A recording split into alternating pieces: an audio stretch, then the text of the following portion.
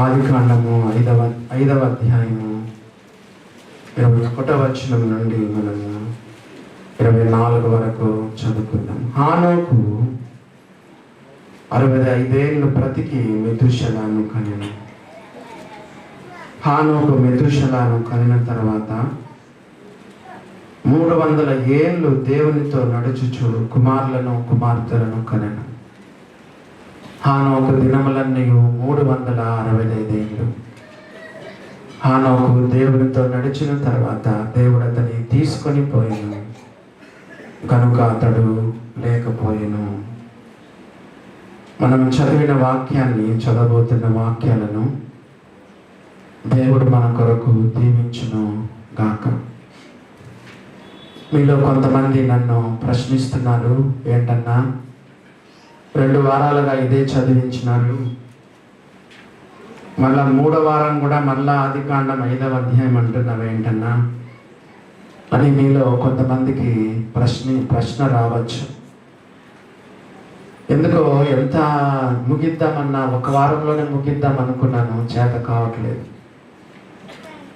ఈ వారం కూడా హానోకు గురించి 2 వారాలు మనం వినని కొత్త సంగతులు ఈరోజు మనం వినబోతున్నాం. హానోకు జీవితము 2 భాగాలు. First 65 years, next 300 years. మన జీవితం కూడా 2 భాగాలని పోయిన వారం విన్నాం. యేసు ప్రభుని నమ్ముకొనక మునుపు మన జీవితము, యేసు ప్రభుని నమ్ముకున్న తర్వాత మన యొక్క జీవితం. హానోకు 65 ఏళ్ళు తన ఇష్ట ప్రకారంగా జీవించినాడు. హానోకు బతుకున్నప్పుడే, అప్పుడు ఇంకా ఆదాం కూడా బతుకున్నాడు. హానోకు తాను బతికినప్పుడు, అనగా జీవిస్తున్న రోజుల్లో అప్పటికి ఆదాం ఇంకా బతుకుతానే ఉన్నాడు. అప్పుడు ఇంకా ఆదాం చనిపోలేదు. తన హృదయంలో ఏదో ఒక ఆశ కలిగింది, దేవునితో నడవాలని. దేవుడు తన కుమారునికి మెతూషెల అని పేరు పెట్టమన్నాడు. మెతూషెల అంటే అర్థం ఏంటంటే అబ్బాయి చనిపోయినప్పుడు తీర్పు వస్తుంది అని అలాంటి పేరు పెట్టమన్నాడు. అదే ఆయన జీవితం మలుపు తిప్పింది. నా కొడుకు ఎప్పుడు చచ్చిపోతే అప్పుడు జలప్రలయం వస్తుంది.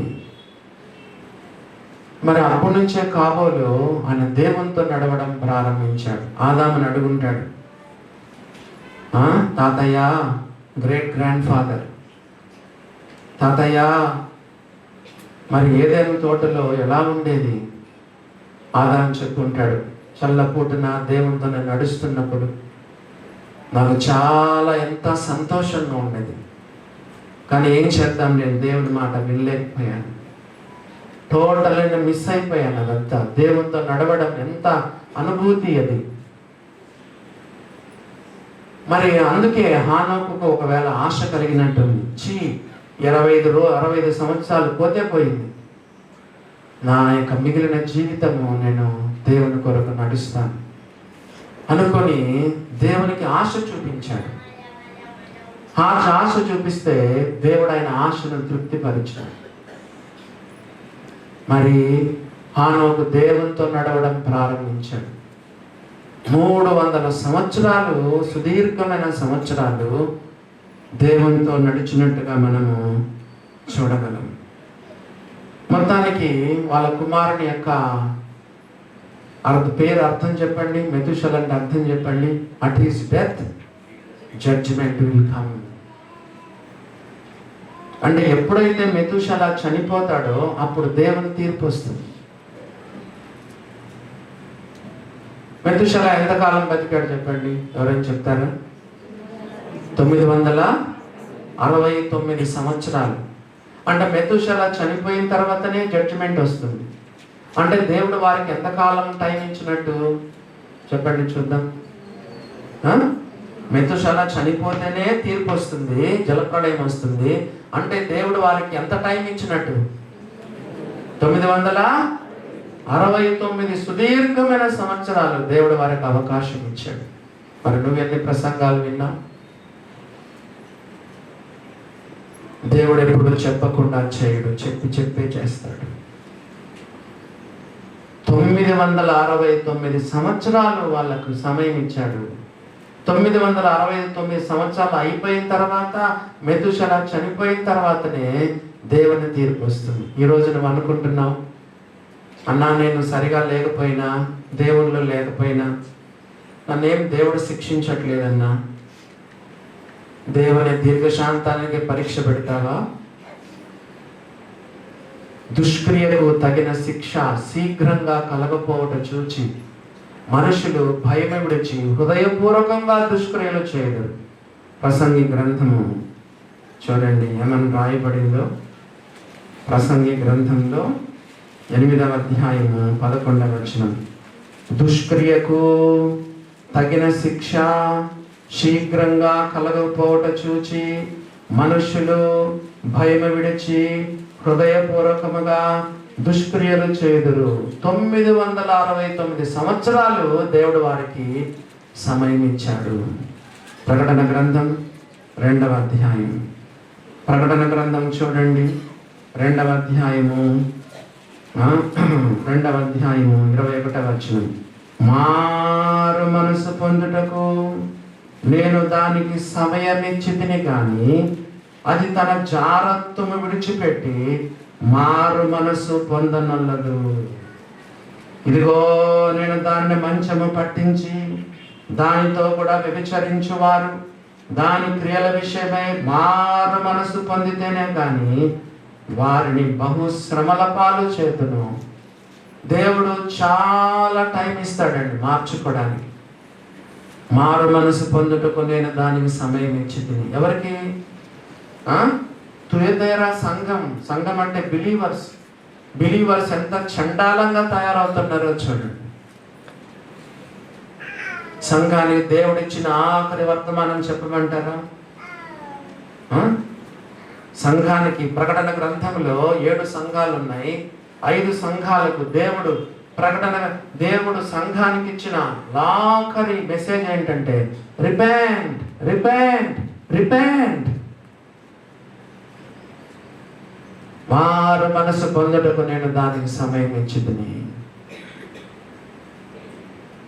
దేవుడు ఆ కాలంలో ఉన్న వారికి 969 సంవత్సరాలు ఇచ్చినారు.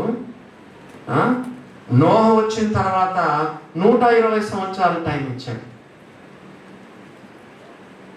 మెతుషల కాలంలో 969.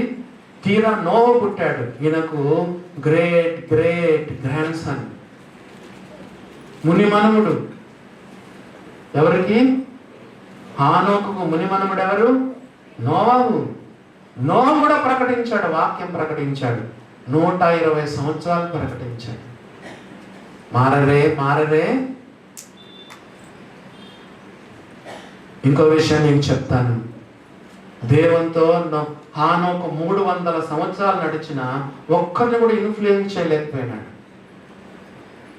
నీ సేవ ద్వారా, నీ మాదిరి ద్వారా, నీ మంచి జీవితం ద్వారా, నీ నీతిమంతమైన జీవితం ద్వారా ఎవరు మారకపోయినా పర్వాలేదు, నువ్వు మాత్రం దేవునితో ఉన్నాడు. Don't be discourage. హానోకు ఆయన ఉన్న రోజుల్లో అందరు భక్తిహీనులని మనం పోయిన వారం విన్నాం. కానీ హానోకు ద్వారా ఒక్కరైనా నమ్ముకున్నారా? హానోకు ద్వారా ఎవరైనా మేలు పొందినట్టు బైబిల్లో మనం చూడగలమా? హానోకు అంత నిష్ఠగా నిజాయితీగా 300 సంవత్సరాలు దేవునితో నడిచినా కూడా ఎవరిపైన ఆయన ప్రభావం, ఇన్ఫ్లుయెన్స్ ఎవరి మీద ఉన్నట్టుగా మనం బైబిల్లో కనపడరు. కానీ తన మునిమనుడు ఎవరు చెప్పండి? నోవహు. బైబిల్లో రాయబడింది, ఇద్దరు వారి గురించి రాయబడింది. ఈయన walked with God, Noah walked with God. చూసారా దేవుని బిడ్డలారా, నువ్వు చేసి నీ యొక్క భక్తి జీవితం అనేక మంది పైన ప్రభావం చూపకపోయినా పర్వాలేదు, నువ్వు దేవునితో నడవాలి. దేవునికి ఇష్టంగా నువ్వు జీవించాలని దేవుని యొక్క వాక్యంలో మనం చదువుతున్నాం. ఇప్పుడు ఆదికాండం 5వ అధ్యాయము 24వ వచనం చదవండి. హానోకు దేవునితో నడిచిన తర్వాత దేవుడు అతన్ని తీసుకొని పోయెను. హానోకు దేవునితో నడిచిన తర్వాత దేవుడు అతన్ని తీసుకొని పోయాను. సండే స్కూల్ కథ ఒకటి ఉంది. ఏంటంటే ఒకరోజు యేసు ప్రభు హానోకు చాలా దూరం పోయినారంట. నడుచుకుంటా నడుచుకుంటా నడుచుకుంటా, సండే స్కూల్ కథ. చాలా దూరం, ఇంటి దగ్గర నుంచి చాలా దూరం ఇద్దరు నడుచుకుంటా వెళ్ళిపోయినారంట. అప్పుడు దేవుడు అన్నాడంట, ఇంకేం పోయినావులే, చాలా దూరం నడిచావు కదా నాతో పాటు, ఇంకా మళ్ళా నీ ఇంటికి ఏం పోతావులే, నాతో పాటు వచ్చేయని దేవుడు తీసుకెళ్ళిపోయినాడు. మరణం చూడకుండా నట్లు కొనిపోబడ్డాడు. చూసారా దేవుని బిడ్డలారా? 5వ అధ్యాయము 6వ వచనం చదవండి, లాస్ట్ లైన్. అప్పుడు అతడు మృతి పొందెను. 8వ వచనం లాస్ట్ లైన్ చదవండి. అప్పుడు అతడు మృతి పొందెను. 11వ వచనం లాస్ట్ లైన్ చదవండి. అప్పుడు అతడు మృతి పొందెను. 14వ వచనం లాస్ట్ లైన్ చదవండి. అప్పుడు అతడు మృతి నొందెను. 17వ వచనం లాస్ట్ లైన్ చదవండి. అప్పుడు అతడు మృతి పొందెను. 20వ వచనం లాస్ట్ లైన్ చదవండి. అప్పుడు అతడు మృతి పొందెను. అప్పుడు అతడు మృతి పొందెను. అప్పుడు అతడు మృతి పొందెను. అప్పుడు అతడు మృతి పొందెను. అప్పుడు అతడు మృతి పొందెను. మధ్యలో హానోకు వచ్చాడు. హానోకు చనిపోయినాడా? హానోకు గురించి రాయబడిందా అప్పుడు అతడు మృతి పొందెనని? సజీవంగా దేవుని సన్నిధికి వెళ్ళిపోయాడు. మృతులు అందరూ చచ్చిపోయినారు. పాపములు అపరాధములు చేసి చచ్చిపోయిన వారి మధ్యలో యేసు ప్రభువుకు నమ్ముకున్న నీవు నేను పునరుత్థాన శక్తితో ప్రభు కొరకు జీవించాను. అందరు సచ్చినోళ్ళే. వాళ్ళ మధ్యలో ఈయన చావకుండా, చెప్పండి, ప్రభు యొక్క పునరుత్థాన బలాన్ని పొందుకొని హానోకు దేవునితో నడిచినాడు. దేవుని యొక్క పునరుత్థాన శక్తితో నడిచాడు. దేవునితో నడిచాడు. ఎవరి వారి మధ్యలో? చచ్చిన వారి మధ్యలో. ఈ లోకంలో ఇప్పుడు అందరు ఎవరు చెప్పండి? పాపములు అపరాధములు చేసి అందరూ దేవుని దృష్టిలో చనిపోయిన వారి మధ్యలో నీవు నేను దేవునితో కూడా నడవాలి. పోయిన వారం యూదా రాసిన పత్రిక చదివాం కదా, మళ్ళీ ఒకసారి చదవండి. యూదా రాసిన పత్రిక హానోకు జీవించిన రోజుల్లో అందరు ఎట్లున్నారు? 14వ వచనం. ఆదాము మొదలుకొని 7వ వాడైన హానోకు కూడా వీరిని గురించి ప్రవచించి ఇట్లనను, ఇదిగో అందరికీ తీర్పు తీర్చుటకును వారిలో భక్తిహీనులందరూ భక్తిహీనంగా చేసిన వారి భక్తిహీన క్రియలను గూర్చి భక్తిహీనమైన పాపులు తనకు విరోధంగా చెప్పిన కఠినమైన మాటలను గూర్చి వారిని ఒప్పించుటకును ప్రభువు తన వేవేల పరిశుద్ధుల పరివారంతో వచ్చెను. భక్తిహీనులనే మాట ఎన్నిసార్లు ఉందో చెప్తారా? భక్తిహీనులందరూ ఒకసారి, భక్తిహీనంగా చేసిన రెండవసారి, భక్తిహీన క్రియలు మూడవసారి, భక్తిహీనులైన పాపులు నాలుగోసారి. ఒకే వచనంలో భక్తిహీనులు 4 సార్లు రాయబడింది. అప్పుడు అతడు మృతి పొందెను. వాళ్ళలో ఈయన చావు పొందలేదు. దేవునితో కూడా నడిచిన వాడు హానోకు. నీకు ఆశ ఉంటే ఆశ గల ప్రాణాన్ని దేవుడు తృప్తిపరుస్తాడు. ఆదాము ఏదైనా తోటలో దేవునితో నడిచాడంట. నేనెందుకు నడవకూడదు మన హృదయంలో గాఢమైన వాంఛ ఉండేది. దేవుడైన గాఢమైన వాంఛను తీర్చినాడు. నీకు ఆశ ఉందా చెప్పండి? దేవునితో నడవాలి. బైబిల్లో 2 హానోకులు ఉన్నారు. చూడండి, పోయిన వారం వినని సంగతులు చెప్తున్నాను. ఆదికాండం 4వ అధ్యాయం. బైబిల్లో 2 హానోకులు ఉన్నారు. 4వ అధ్యాయం చూడండి. 4వ అధ్యాయము 17వ వచనం చదువుతున్నాను. ఆదికాండము 4వ అధ్యాయము 17వ వచనం. కయీను తన భార్యను కూడినప్పుడు ఆమె గర్భవతి అయి హానోకును కనెను. అప్పుడు అతడు ఒక ఊరు కట్టించి ఆ ఊరికి తన కుమారుని పేరును బట్టి హానోకు అను పేరు పెట్టెను. ఈ హానోకు ఎవరు? తన పేరట ఒక ఊరు కలిగినటువంటి వ్యక్తి. ఒక ఊరిలో ఎన్ని ఇళ్ళు ఉంటాయి చెప్పండి? ఒక ఊరిలో చాలా ఇళ్ళు ఉంటాయి కదా. కయీను తనకు కొడుకు పుట్టాడు. కయీనుకు హానోకు అనేటువంటి కొడుకు పుడితే తన కొడుకు యొక్క పేరును బట్టి ఆ యొక్క ఊరుకు ఒక ఊరు కట్టించి తన కొడుకు యొక్క పేరును బట్టి ఆ ఊరికి ఏమని పేరు పెట్టాడు? హానోకు అని. ఎక్కడ చూసిన బిల్డింగులు బిల్డింగులు.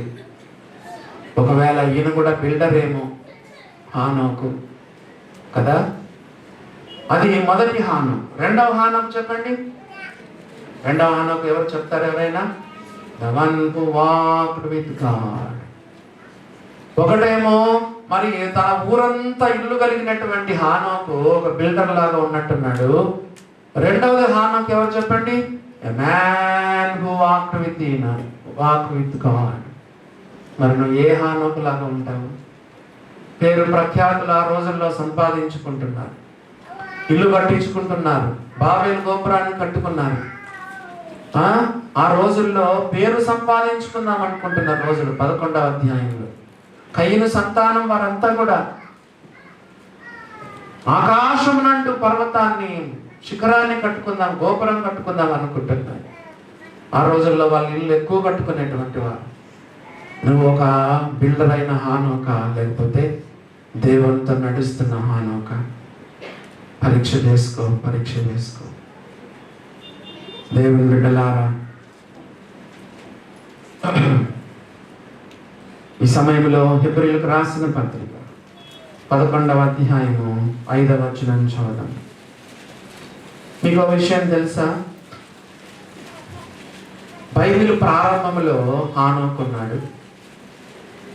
బైబిల్ యొక్క ముగింపులో యూదా రాసిన పత్రిక ఆల్మోస్ట్ కదా లాస్ట్ గ్రంథం, ప్రకటన కంటే ముందు ఉంటుంది. ఏది? యూదా రాసిన పత్రిక. సో బైబిల్ ప్రారంభంలో హానోకు ఉన్నాడు, బైబిల్ యొక్క ముగింపులో హానోకు ఉన్నాడు, బైబిల్ మధ్యలో కూడా హానోకు ఉన్నాడు. ఎప్పుడెక్కడ? హెబ్రీయులకు రాసిన పత్రిక 11వ. చిన్న క్యారెక్టర్ అండి. ఆయన గురించి 1, 2 వచనాలు, 3 వచనాలు, 4 వచనాలు అంతే. అక్కడ కొంచెం, ఇక్కడ కొంచెం, ఇక్కడ కొంచెం. కానీ దేవుని కొరకు ఎంత బలంగా జీవించినాడు. ఆది కాండములో బైబిల్ ప్రారంభంలో కొన్ని వచనాలు, బైబిల్ ముగింపులో యూదా రాసిన పత్రికలో ఒకే ఒక వచనము, మధ్యలో హెబ్రీయులకు రాసిన పత్రికలో కూడా ఒకే ఒక వచనం. కానీ ఆయన జీవితం ఎంత గొప్పగా ఉందో చూడండి. హెబ్రీ 11వ అధ్యాయము 5వ వచనం చదువుతున్నాను. హెబ్రీ 11వ అధ్యాయము 5వ వచనం చదవండి, మనసులో చదవండి. విశ్వాసమును బట్టి హానోకు మరణము చూడకుండానట్లు కొనిపోబడను. ఎట్లా కొనిపోబడ్డాడు? మరణం చూడకుండా ఎలా కొనిపోబడ్డాడు? విశ్వాసం అంట. ప్రభువా, అందరూ చచ్చిపోతున్నారయ్యా, అప్పుడు అతడు మృతి పొందాను, దేవా నేను నీతో నడుస్తున్నానయ్యా. ఏం విశ్వాసం ఉండిందో ఆయన. విశ్వాసమును బట్టి హానోకు మరణము చూడకుండానట్లు కొనిపోబడెను. ర్యాప్చర్ రెండవ రాకడకు గుర్తుగా, ముంగుర్తుగా ఉన్నాడు. ఎవరు? ఈ యొక్క హానోకు. కొంతమంది విశ్వాసులు అంతే, చాలా మందిని గమనించినాను. చావు, మరణం గురించి మాట్లాడుతూ ఉంటారు. మరణం గురించి మాట్లాడద్దు, రెండవ రాకడ గురించి మాట్లాడు. ఒక పాట ఉంది, ఇంగ్లీష్లో ఒక పాట ఉంది. Hour goal is not the grave but the sky. Hour goal is not the grave but the sky. నా యొక్క గోలు గ్రేవ్ కాదు. గ్రేవ్ అంటే ఏంటి? సమాధి కాదు. But the sky. స్కై అంటే ఏంటి? ఇదిగో ఆయన వస్తాడు, మేఘారుడై వస్తాడు. సంఘం కొరకు ఆయన మరి ఆకాశ మండలానికి వస్తాడు. దేవుని బిడ్డలారా, హానోకు మరణము చూడకుండానట్లు కొనిపోబడెను. మరి యేసు ప్రభువు రాకడొస్తే మనం కూడా కొనిపోబడతాం. తెలుసా? నీకు ఆ విశ్వాసం ఉందా? ఆ గుండె ధైర్యం ఉందా? చాలా మంది విశ్వాసులు రెండవ రాకడకు సిద్ధంగా లేరు. ఒకవేళ ఈరోజు మనం ఇంటికి వెళ్ళేటప్పుడు మధ్యాహ్నం యేసుప్రభు వచ్చాడు అనుకోండి, ఎత్తపడతావా? అన్ని సెటరేట్ చేసుకున్నావా? భార్యతో, భర్తతో, పిల్లలతో, ఎదురింటి వాళ్ళతో, పక్కింటి వాళ్ళతో ఎవరో క్షమాపణ చెప్పాల్సింది క్షమాపణ చెప్పావా? అప్పులన్నీ ఎగరగొట్టి రాకడలు ఎత్తబడితే దేవునికి లెక్క చెప్పాలి. ఎంత వీలైతే అంత త్వరగా అప్పులన్నీ తీర్చేసాయి, లోన్లన్నీ తీర్చేసాయి. లోన్ పర్వాలేదు, ఎందుకంటే లోన్ ఏంటి చెప్పండి? చాలాసార్లు చెప్పాను, ఇంటి లోన్ పెట్టావనుకో, లోన్ కట్టకపోతే నీ ఇల్లు వచ్చి వాళ్ళు స్వాధీనం చేసుకుంటారు, చెల్లైపోతుంది. ఆ కారు కొనుక్కున్నావు, రాకడలు ఎత్తబడ్డావు, కారుకు లోన్ కట్టడం లేదు, వాళ్ళు వచ్చి కారు ఎత్తకపోతారు, చెల్లైపోతుంది. కానీ పర్సనల్గా నువ్వు తీసుకున్న అప్పులు ఎవరెవరికి క్షమాపణ చెప్పాలో క్షమాపణ చెప్పావా? రాకడ కొరకు సిద్ధపడాలి. 10 మంది కన్యకలే, 5 మంది కన్యకలు, 5 మంది వేషలు అని చెప్పాడా యేసు ప్రభు? కన్యకలు కాబట్టి 5 మంది కన్యకలు కాబట్టి ఎత్తపడ్డారు, ఈ 5 మంది వేషలు కాబట్టి విడిచిపెట్టబడ్డారు అని అనుకోవచ్చు. 10 మంది కన్యకలే. కానీ ఈ యొక్క 5 బుద్ధిగల కన్యకల దగ్గర ఏముంది? నూనె ఉంది. బుద్ధి లేని కన్యకల్లో సిద్ధపాటు లేదు. లాస్ట్ దగ్గర చదవండి, సిద్ధపడి ఉన్నవారు లోపలికి వెళ్ళిరి అని రాయబడింది. ఎవరు సిద్ధపడిన వాళ్ళు? బుద్ధిగల కన్యకలు. అందరూ కన్యకలే, అందరూ చల్ల చీరలే కట్టుకున్నారు, అందరూ పెళ్లి కుమారుని ఎదుర్కోవడానికి వెళ్ళారు. 5 మంది మాత్రమే వెళ్ళిపోయినారు. మోసపోవద్దు దేవుని బిడ్డ. మన రాకడ కొరకు కనిపెట్టుకొని ఉన్నావా? ఎత్తబడతాను అనేటువంటి నిరీక్షణ నీకుందా? ఆయన రాకడలో ఆయన కళ్ళలో కళ్ళు పెట్టగలవా? ఆయన ముఖంలో ముఖం పెట్టగలవా? క్రీస్తు న్యాయపీఠం ఎదుట విశ్వాసమును బట్టి హానోకు మరణము చూడకుండానట్లు కొనిపోబడెను. ఆదికాండములో తీసుకొని పోయాను. చూడండి, ఆదికాండం 5:24 హానోకు దేవునితో నడిచిన తర్వాత దేవుడు అతన్ని తీసుకొని పోయాను గనుక అతడు లేకపోయాను. తీసుకొని పోయాను. Hebrew 11:5 కొనిపోబడెను, rapture. ఓ దేవుని బిడ్డలారా, పౌలు తెస్సలోనికీయులకు రాస్తే ఏం చెప్పాడో చూడండి. తెస్సలోనిక రాసిన మొదటి పత్రిక 4వ అధ్యాయము. ఆర్భాటముతోనూ ప్రధాన దూత శబ్దముతోనూ దేవుని బూరతోనూ పరలోకం నుండి ప్రభు దిగి వచ్చును. 4:16 చదవండి. తెస్సలోనిక రాసిన మొదటి పత్రిక 4:16. ఆర్భాటముతో యేసు ప్రభు వస్తాడు. ఇది అవిశ్వాసులకు వినపడదంట, విశ్వాసులకే వినపడుతున్నాడు. ఆర్భాటముతోనూ ప్రధాన దూత శబ్దముతోనూ దేవుని బూరతోనూ పరలోకం నుండి ప్రభు దిగి వచ్చును. క్రీస్తునందుండి మృతులైన వారు మొదట లేస్తారు. ఆ మీదట సజీవులమే నిలిచి ఉండు మనము వారితో కూడా ఏకముగా ఆ ప్రభుని ఎదుర్కొనుటకు ఆకాశ మండలమునకు మేఘముల పైన కొనిపోబడదుము. కాగా మనము సదాకాలం ప్రభుతో కూడా ఉందము. Will be with the Lord forever and ever. సదాకాలం మనం ప్రభుతో కూడా ఉంటాం. దేవుని బిడ్డలారా, సిద్ధంగా ఉన్నావా? రాకడలో ఎత్తబడతానటువంటి ఆ యొక్క నీకు ధైర్యమా, నిరీక్షణ నీకుందా?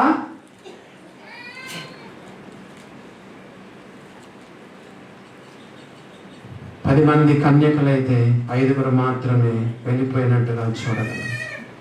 తిరిగి మనము ఇక్కడికి వస్తే ఏమని రాయబడింది చూడండి. హెబ్రీయులకు రాసిన పత్రిక 11వ అధ్యాయము 5వ వచనం. విశ్వాసము ద్వారా విశ్వాసమును బట్టి హానోకు మరణము చూడకుండానట్లు కొనిపోబడెను. అతడు కొనిపోబడక మునుపు దేవునికి ఇష్టుడై ఉండనని సాక్ష్యము పొందెను. పాప దేవునికి ఇష్టడు అనే మాట మీలో కొంతమంది అనొచ్చు, ఆయన భార్య ఎటువంటిదో మనకు తెలియదు. ఆయన భార్య కూడా దేవునితో నడిచినట్టు రాయబడిందా తెలియదు. భక్తి పరురాలో మరి ఎటువంటిదో మనకు తెలియదు. In spite of that you walk with God. ఇంట్లో ఆడపిల్లలు ఉంటే ఎంత కష్టం అండి పెళ్ళిళ్ళు చేయడం, కుమారులు కుమార్తెలు. అయినా దేవునికి ఇష్టడై జీవించాడా? జీవించాడు. పోయిన వారం చెప్పాను, సన్యాసి కాదు హానోకు, సన్యాసి కాదు.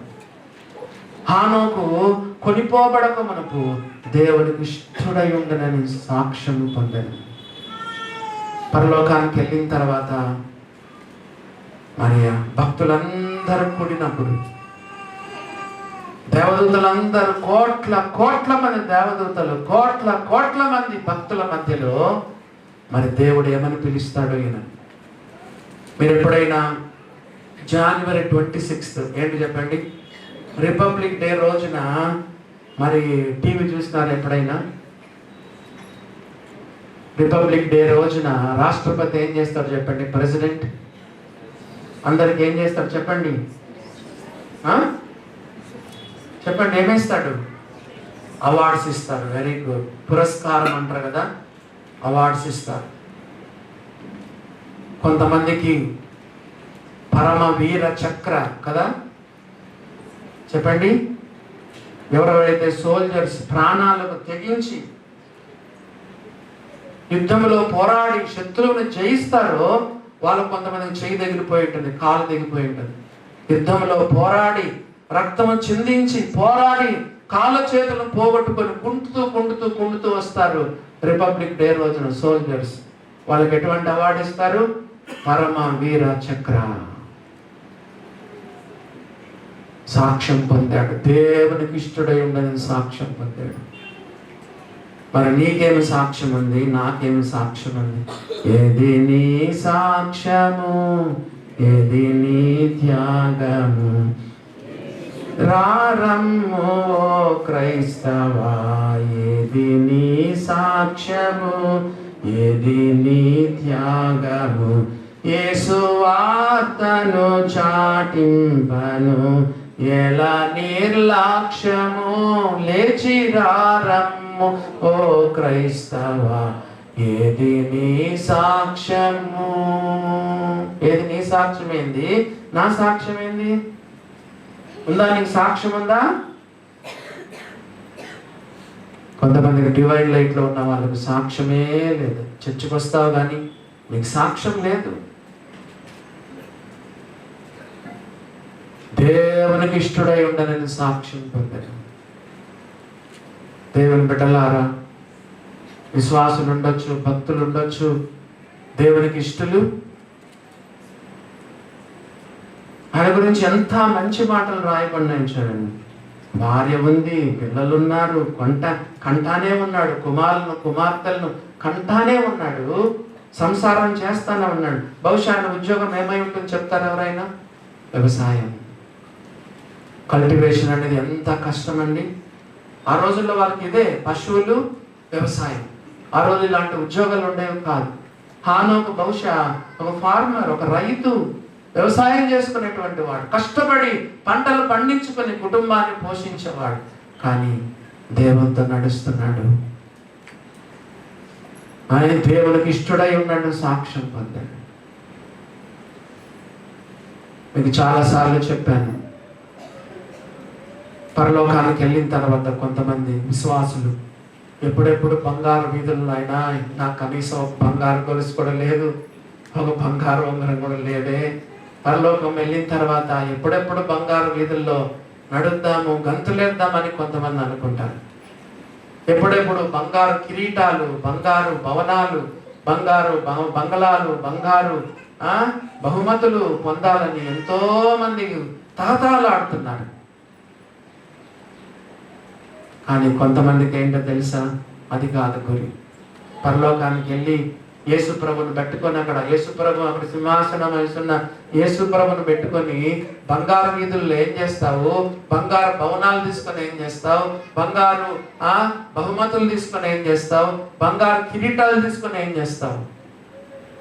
కోట్ల కొలది మంది పరిశుద్ధులు, కోట్ల కొలది మంది దూతలు మధ్యలో భలా నమ్మకమైన మంచి దాసుడా, ఓ గుడ్ అండ్ ఫెయిత్ఫుల్ సర్వెంట్, దేవుడు నిన్ను నన్ను మెచ్చుకుంటే సాక్ష్యం దేవునికి ఇష్టడై ఉండని సాక్ష్యం పొందాను. పరమ వీర చక్ర.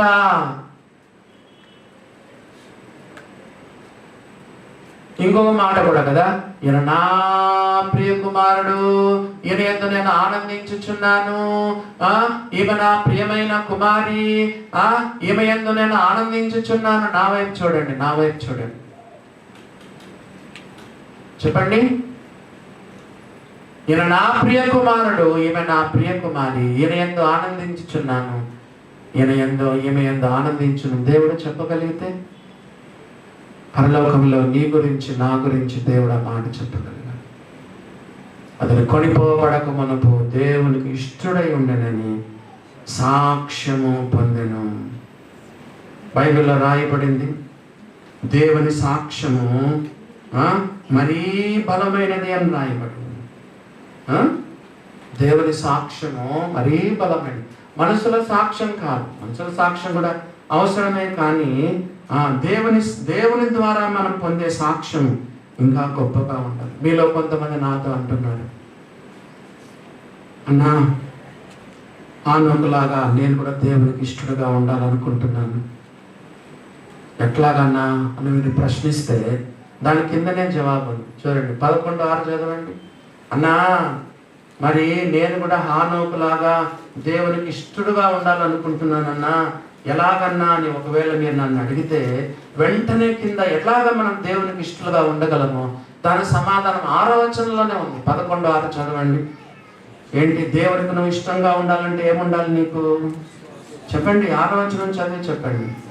దేవునికి ఇష్టంగా ఉండాలంటే మనం ఏం కలిగి ఉండాలి? నంబర్ 1 విశ్వాసం లేకుండా దేవునికి ఇష్టడై ఉన్నట్టు అసాధ్యం. It is impossible to please God without faith.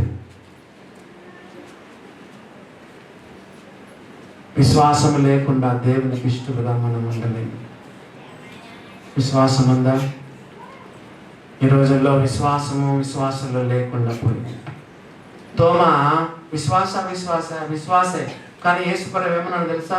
అవిశ్వాసులు కాక విశ్వాసమై ఉండు తోమా, నువ్వు చూచి నమ్ముతున్నావు, చూడక నమ్మిన వారు ధన్యులు. నీ వేలు పెట్టు, ఇక్కడ వేలు పెట్టు, ఇక్కడ వేలు పెట్టు, చేతుల్లో వేలు పెట్టు, పక్క కాయంలో వేలు పెట్టు, చూసి నమ్ముతున్నావు, చూడక నమ్మిన వారు ధన్యులు. అవిశ్వాసులు కాక విశ్వాసమై ఉండు తోమా. విశ్వాసుల్లో అవిశ్వాసులు, విశ్వాసులలో అల్ప విశ్వాసులు.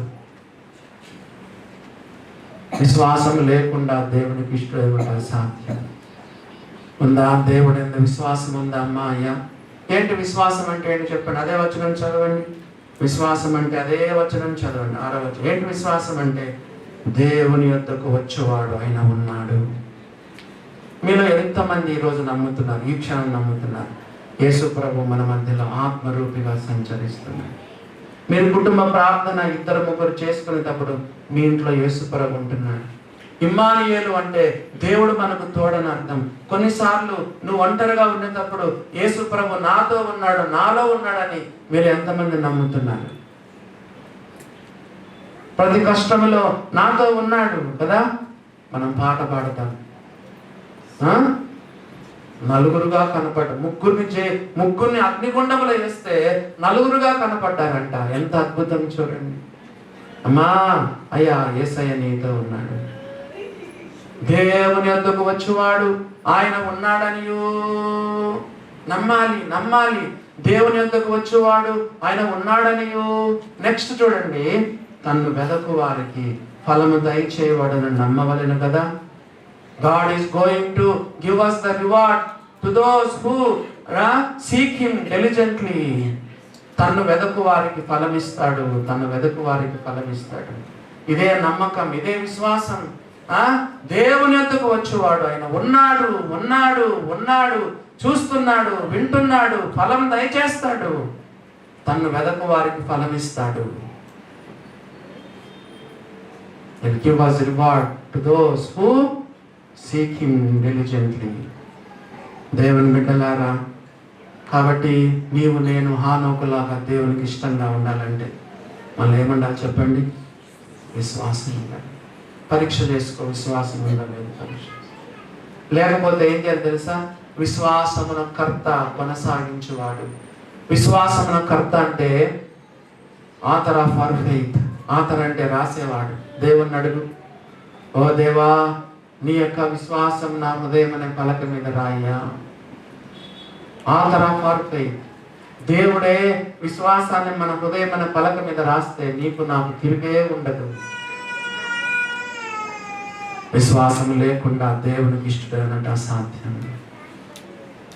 రెండవదిగా, అన్నా నేను దేవునికి ఇష్టంగా ఉండాలంటే రెండవదిగా ఏం చేయాలన్నా చూడండి, సామెతల గ్రంథం 11వ అధ్యాయము. సామెతల గ్రంథము 11వ అధ్యాయము 20వ వచనం.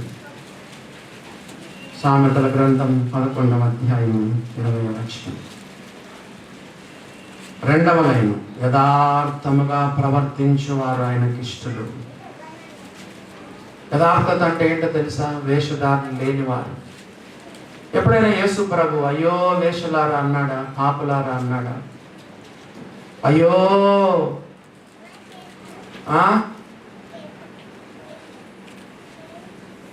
సుంకర్లారా అన్నాడా? అనలేదే. అయ్యో వేషధారులైన శాస్త్రులారా. దేవునికి బైబిల్లో చాలా భయంకరమైన దేవునికి ఇష్టం కానిది ఏంటో తెలుసా? హిపోక్రసీ. చర్చిలోనేమో చాలా భక్తిగా కనిపిస్తావు, ఆఫీసులో, వ్యాపారం చేసే స్థలాల్లో, కాలేజీలో, స్కూల్లో ఎవరు లేనప్పుడు ఇంకొక రకంగా ఉంటాం. ఊసర వెళ్ళి ఎక్కడికి వెళ్తే ఆ రంగు మారుస్తుంది. ఇది మాత్రం దేవునికి అస్సలు నచ్చదు, యథార్థత. యూత్ మీటింగ్లో కూడా నేను చెప్తా ఉంటాను, God wants not the perfect holiness but honesty. God wants honesty rather than holiness. నీకు 100% హోలీనెస్ మనం ఉండలేమని దేవునికి తెలుసు, కానీ 100% ఆనెస్టీగా మనం ఉండగలం. యథార్థంగా దేవుని సన్నిధిలో జీవించు. తన యథార్థ హృదయం గలవారిని బలపరచడానికి యెహోవా కన్నులు భూలోకమంతటా సంచారం చేస్తున్నాయి. ఎవరైతే యథార్థతను ఇంగ్లీష్లో ఆనెస్టీ అంటారు, ఆనెస్ట్గా ఉంది. దేవుని దగ్గర ఒప్పుకోవాల్సినవన్నీ ఒప్పుకో. యథార్థ వర్తనలో ఆయనకి ఇష్టడు. అన్నా దేవునికి ఇష్టంగా ఉండాలంటే మూడవదిగా ఏం చేయాలన్నా? సామెతల గ్రంథం 12వ అధ్యాయం. సామెతల గ్రంథము 12వ అధ్యాయం చూడండి. సామెతలు 12:22 రెండవ లైన్. సామెతలు 12:22 రెండవ లైన్. సత్యవర్తనలు ఆయనకి ఇష్టలు. సత్యంగా జీవించు. నీ రాతలలో, చేతలలో, సర్టిఫికెట్స్లో, మాటల్లో అంత గోల్మాల్ చేయకుండా భలే గోల్మాల్ చేస్తారు. నీ సర్టిఫికెట్స్లో కరెక్ట్ ఉండాలి. నీ మాటల్లో, రాతలలో, చేతలలో సత్యం సత్యం సత్యం. సత్యవర్తనలు ఆయనకి ఇష్టం.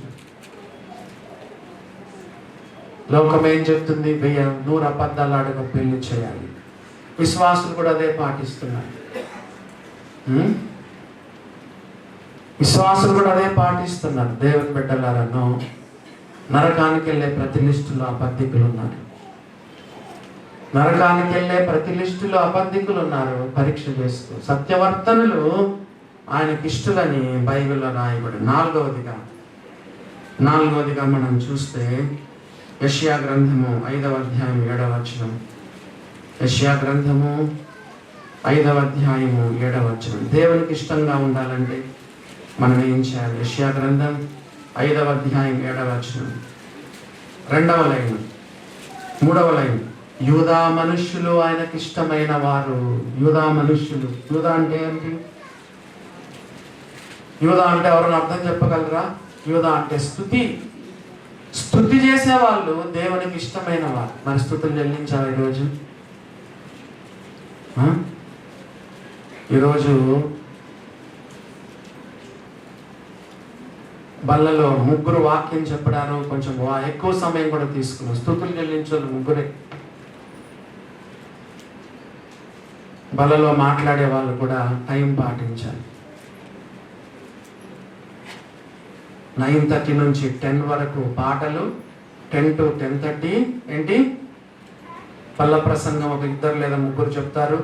10:30 నుంచి కదా 10:50 వరకు స్తుతులు చెల్లిస్తారు. 10:50కి మనము రొట్టె రసంకి మనం స్తుతులు చెల్లిస్తాం. ఈరోజు 3 స్తుతులు చెల్లించారు టైం లేక. స్తుతులు చెల్లిస్తే ఆయనకి ఎంత ఇష్టం తెలుసా? ఒక చిన్న విషయం గమనించండి. ఎవరైనా మనం పొగిడితే లోపల ఎట్లుంటుంది చెప్పండి. ఎవరైనా మనల్ని పొగిడినారనుకోండి, చాలా చాలా పొగుడుతా అంటే ఎట్లుంటుంది?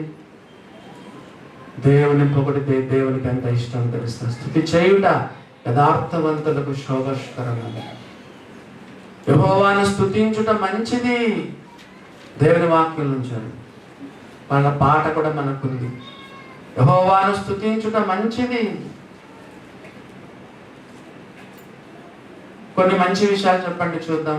పొద్దునే వాకింగ్ చేస్తే ఎంత మేలు తెలుసా?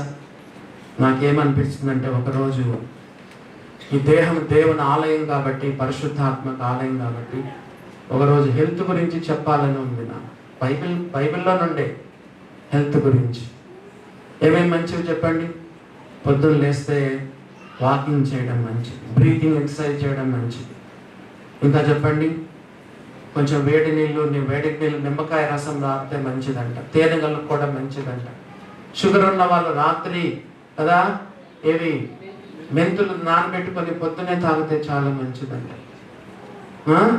నేరుడు పళ్ళు షుగర్ వాళ్ళకి మంచిదంట. ఇట్లా నుంచి ఎన్నో మంచివి ఉన్నాయి. గ్రీన్ టీ మంచిదంట కదా. ఇప్పుడు రాజా వాళ్ళకి బిజినెస్ పెట్టాను, ఏంటది మిల్లెట్స్ కదా. ఈ యొక్క అన్నం తెల్లవేవి తినకూడదంట కదండి. మిల్లెట్స్ తింటే మంచిదంట.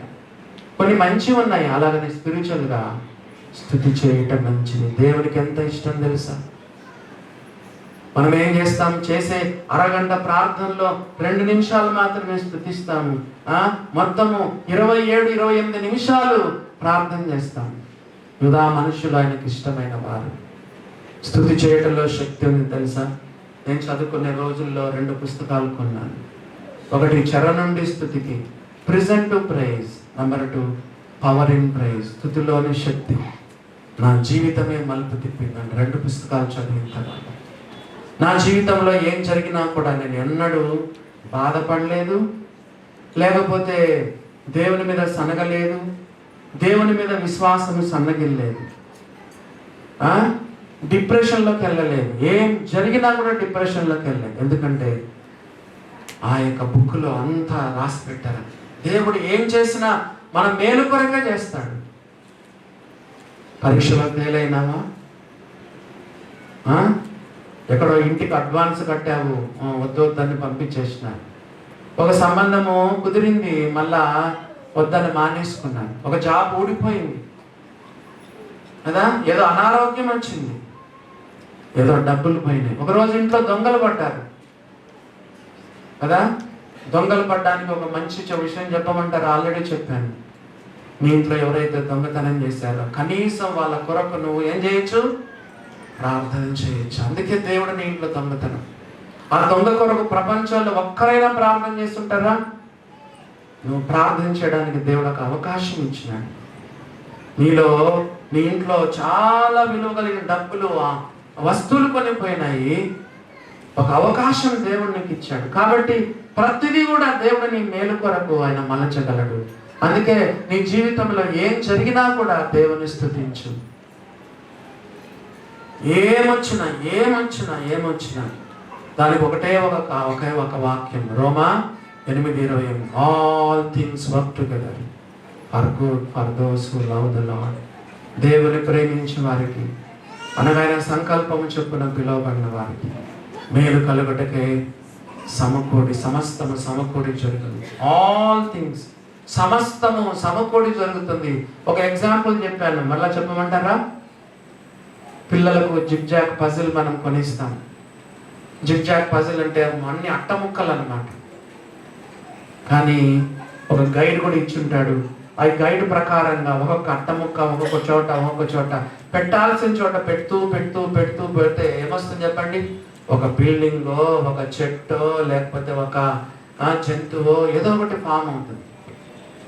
ఇప్పుడు నీకు ఏం అర్థం కాదు, నీ ఇంట్లో నీ జీవితంలో జరుగుతున్నవి ఏవేవో ఏవేవో ఏవేవో నీకు అర్థం కాదు. జిగ్జాగ్ పజిల్ లాగా ఉంటుంది. కానీ ఒకరోజు దేవుడు అన్ని సమకూడి జరిగిస్తాడు. ఒక్కోటి పెట్టినప్పుడు అప్పుడు నీకు అర్థమవుతుంది, అయ్యో ఓహో ఇందుకొరక, ఈ మేలు కొరక, ఈ మంచి కొరక దేవుడు నా జీవితంలో ఇవన్నీ అనుమతించినాడని అప్పుడు అర్థమవుతుంది. అందుకే no murmuring, no grumbling, no complaining.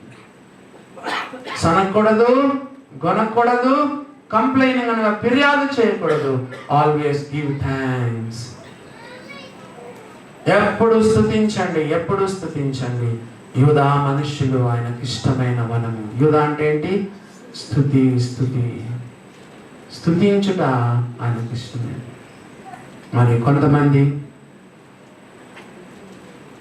వారాల తరబడి స్తుతులు చెల్లించట్లేదు, కొంతమంది నెలల తరబడి స్తుతులు చెల్లించట్లేదు, కొంతమంది సంవత్సరాల తరబడి స్తుతులు. టేక్ మై గాడ్ కదా, దేవుని సేవకులు తీవ్రంగా హెచ్చరిస్తారు. పోయిన వారం కూడా చెప్పాను, దైవ సేవకులు, పెద్దలు, నాయకులు ఏమైనా మనం చెప్పినప్పుడు మనం బాధపడకూడదు. నీ మేలు కొరకు చాలా నష్టపోతారు. నేను రక్షించబడిన తొలి దినము నుండి ఒక్క వారం కూడా స్తుతులు చెల్లించకుండా లేదు. ఒక్క వారం ఏ ఊరికి వెళ్ళినా, ఏ చర్చికి వెళ్ళినా దేవునికి నేను స్తుతులు చెల్లిస్తాను. That is my commitment. స్తుతులు చెల్లించండి. అవకాశం ఇవ్వబడింది, ఫ్రీడమ్ ఇవ్వబడింది. దేవుడు మీకు ఇచ్చిన స్వేచ్ఛను ఉపయోగించుకోండి. ఆడవాళ్ళకు అవకాశం లేదు, వాళ్ళు నడిపించడానికి వీలు లేదు. బైబిల్లో ఉంది, ఆడంగితనము గలవారు మగవాడుగాను దేవుని స్తుతులు చెల్లించు. బహిరంగంగా స్తుతులు చెల్లించాలి, ఇంటిలో కూడా మనం స్తుతులు చెల్లించాలి. డివైన్ లైఫ్లో కొన్నిసార్లు కొన్ని మాటలు చాలా కఠినంగా ఉంటాయి.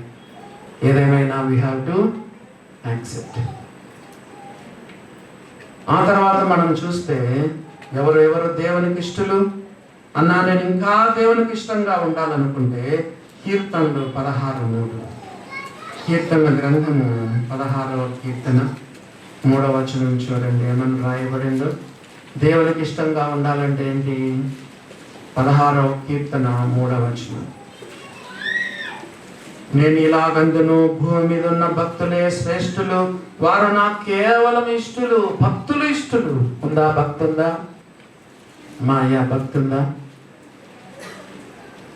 నేను ఇలాగందును, భూమి మీద ఉన్న భక్తులే శ్రేష్ఠులు, వారు నాకు కేవలం ఇష్టలు. దేవునికి ఇష్టమైన వారు ఎవరంటే భక్తులు.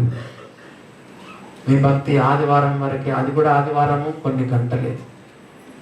చర్చి విడిచి ఇంకా ఇంటికి పోయినారా అంటే ఇంకా చూడండి ఒక్కొక్కరు అవతారం ఎట్లుంటుందో. భక్తి అనేది ఏమంట?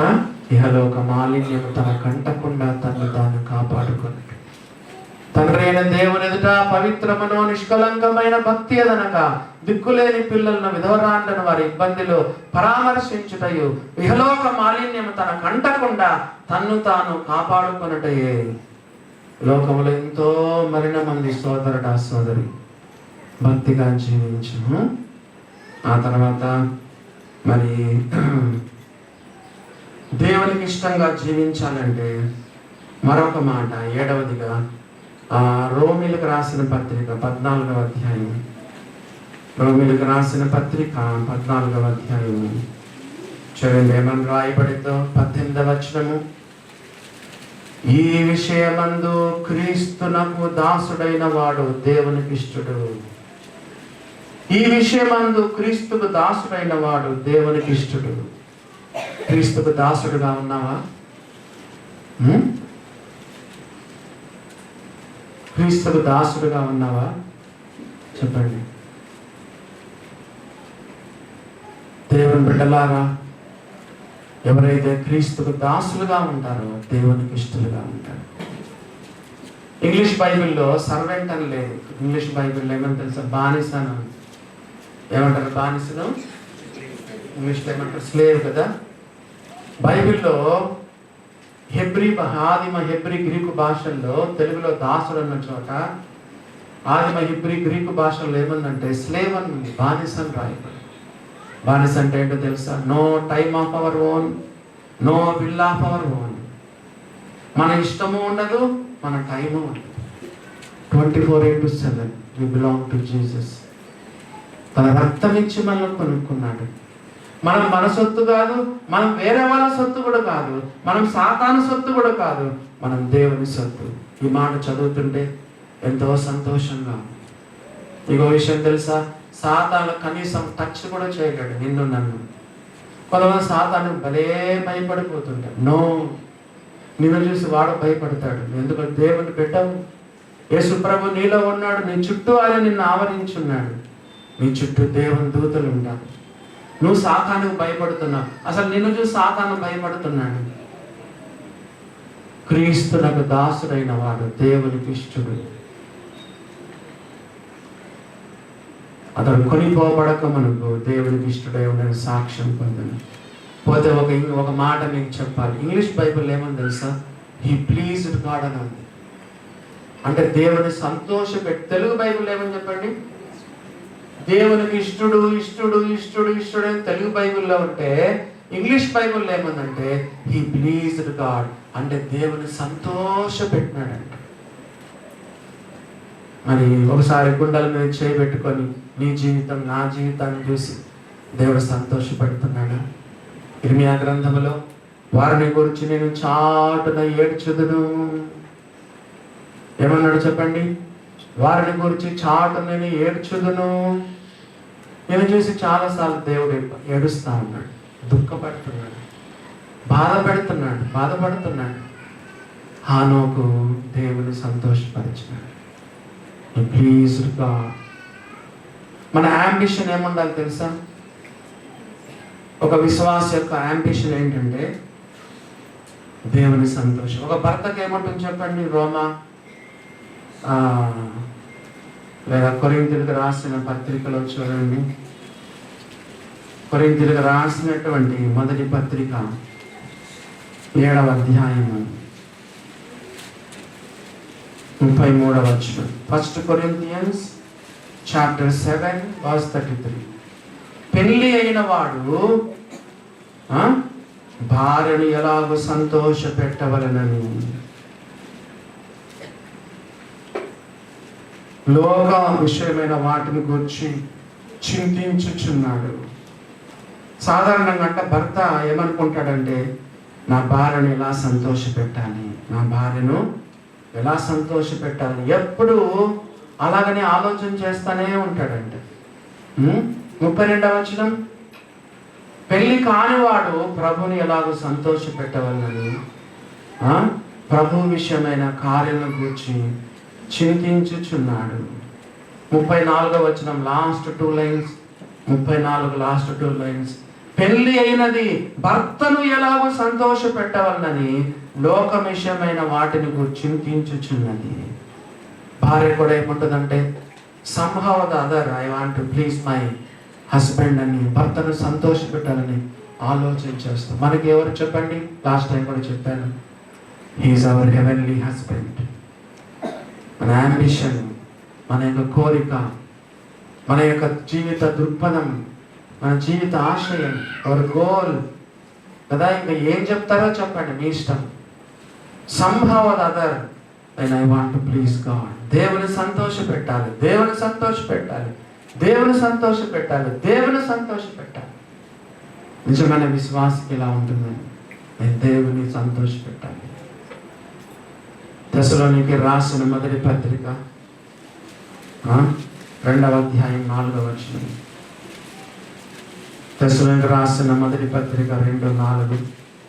సువార్తను మాకు అప్పగించుటకు యోగ్యులమని దేవుని వలన ఎంచబడిన వారమై మనుషులను సంతోషపెట్టు వారము కాక మన హృదయములను పరీక్షించు దేవునినే సంతోషపెట్టు వారమై.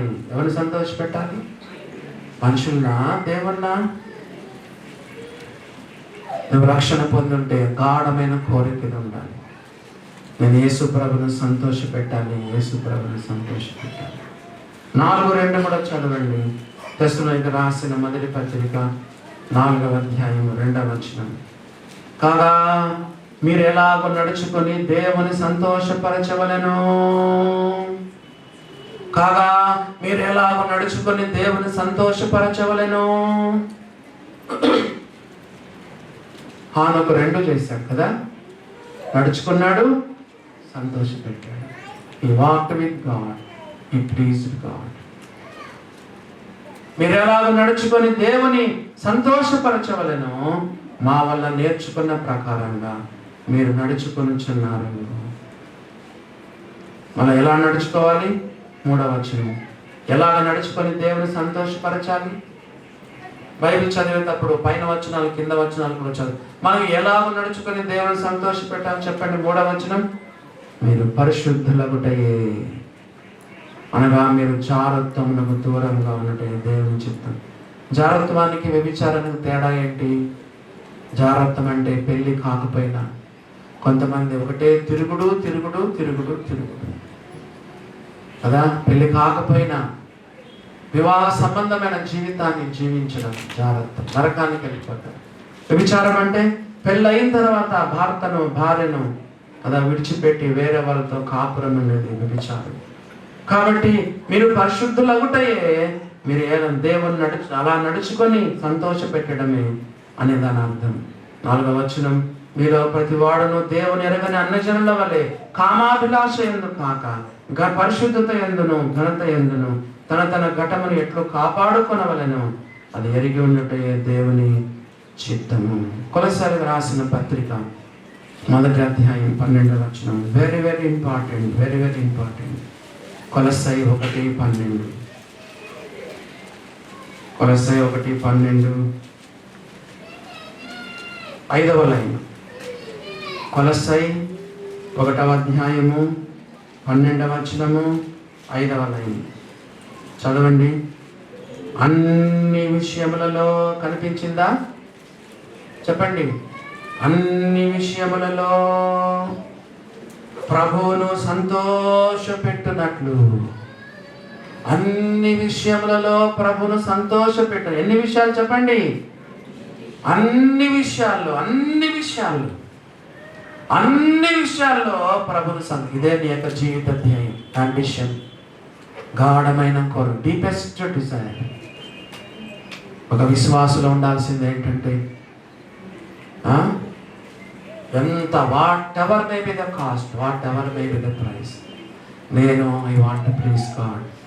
నేను దేవుని సంతోషపెట్టాలి, దేవుని సంతోషపెట్టాలి, దేవుని నేను సంతోషపెట్టాలి. అన్ని విషయాలు. హానోకు దేవునితో నడిచాడు. హానోకు దేవునికి ఇష్టడై ఉన్న సాక్ష్యం పొందాడు. హానోకు దేవుని సంతోషపెట్టాడు. దేవుడి వాక్యాన్ని మన కొరకు దీవించును గాక.